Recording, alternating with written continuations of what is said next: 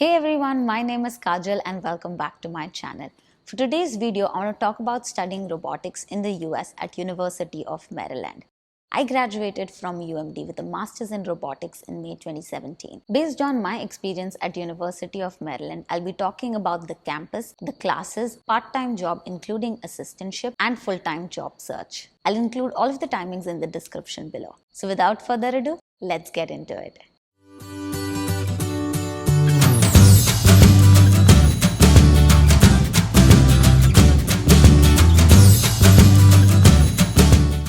I studied at the University of Maryland College Park campus, and I have to say it's a beautiful campus.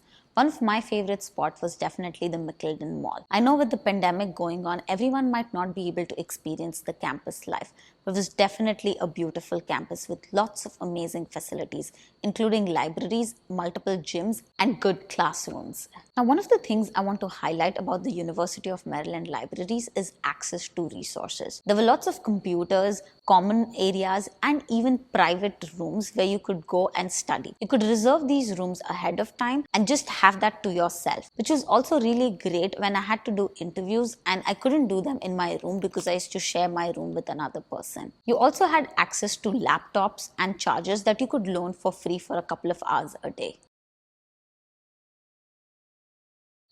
Next, let's talk about the courses. For graduating, you needed 30 credits and each course or subject was about 3 credits. So essentially, you were required to do 10 courses. Out of these 10, 4 were core or compulsory subjects. This included robot modeling, robot control, path planning, and perception. And these 4, in my opinion, were actually a good foundation to get started with robotics. So for this master's program, you don't necessarily need a background in robotics, and these 4 courses kind of introduce you to robotics. I would say you do need a good knowledge of coding. With master's level, you are expected to know how to code well. So if you don't know how to code well, you will definitely struggle. Plus, these 4 courses also made it easier for me to understand what I like and what I don't like. So for example, with me, I don't like modeling and control so much, but at the same time, this gave me an insight into, okay, I like perception, computer vision, and path planning, and I can explore it more. In terms of elective, the robotics department itself had few options, and you could also take courses from other departments. The one advice I would give is pick courses with project work, especially if you're planning to work after your master's. This is a great way to get some hands-on learning, and it is also great for your resume because you can talk about all of these projects in your resume and show the experience that you might not have for robotics.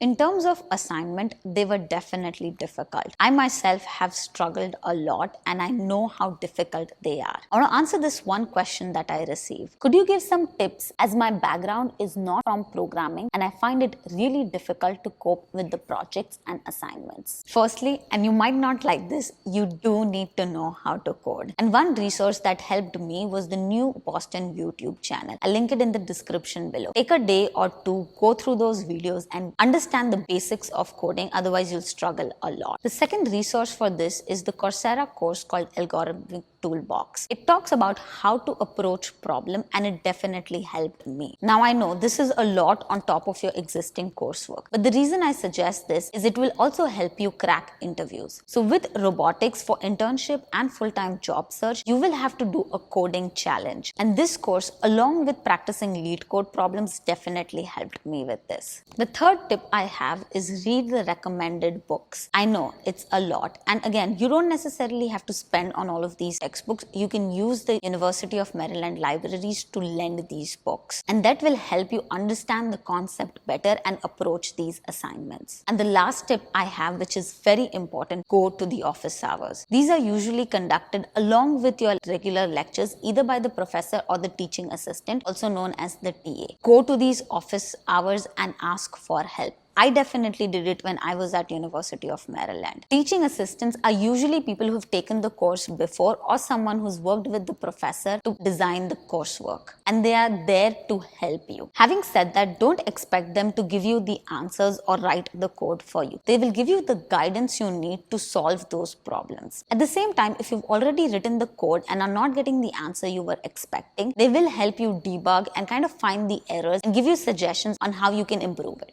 With the pandemic, I'm guessing these office hours are held virtually. Do go to them, they're very helpful.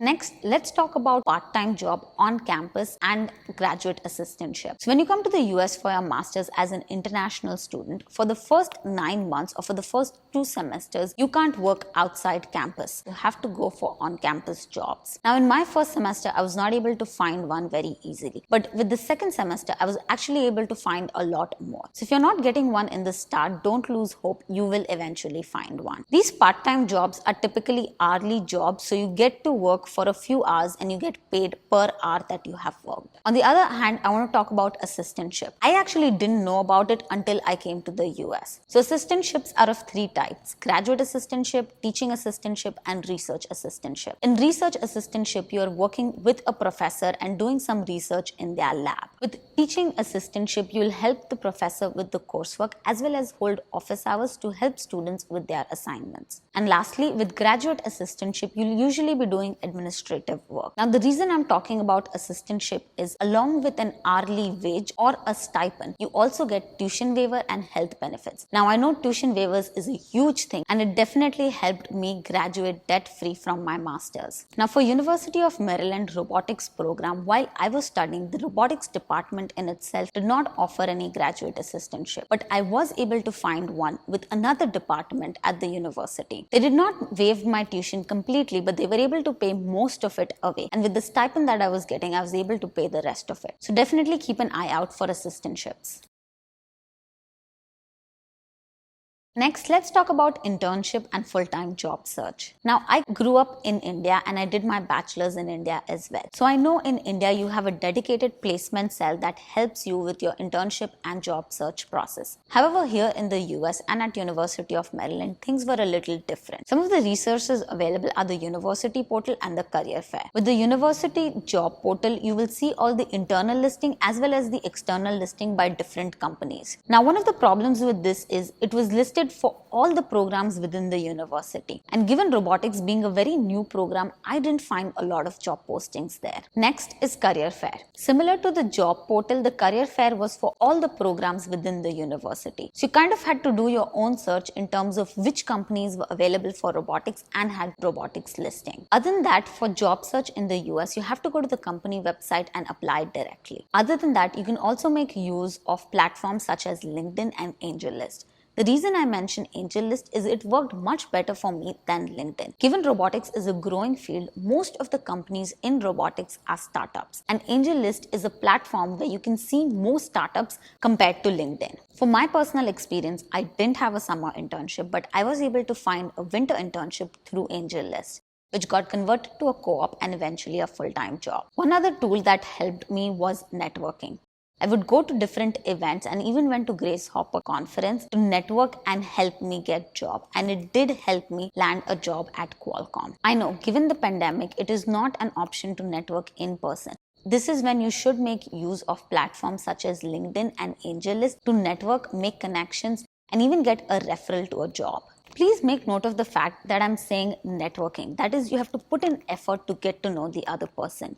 If you go on LinkedIn and simply send blank connection request or send a message and say, "Hey stranger, can you refer me?" It's not gonna work. You have to put the effort to get to know the other person, see how you can help them, make conversation and build a connection. That is what networking is. I do have a video that talks more about that if you want to check it out. I'll include it in the cards on the top right corner and in the description below. I'd also made a post on LinkedIn asking for questions about my experience at University of Maryland. Some of the questions I got were asking about skills and techniques required for robotics. Now that's a big topic, so I did make another video on that where I talk about the skills needed for robotics. If there's something more you want to know about studying robotics at University of Maryland, use the comment section below. And before you go, if you enjoyed this video, make sure to give it a like, and if you haven't already, don't forget to subscribe. Thank you for watching, and I'll see you in the next video.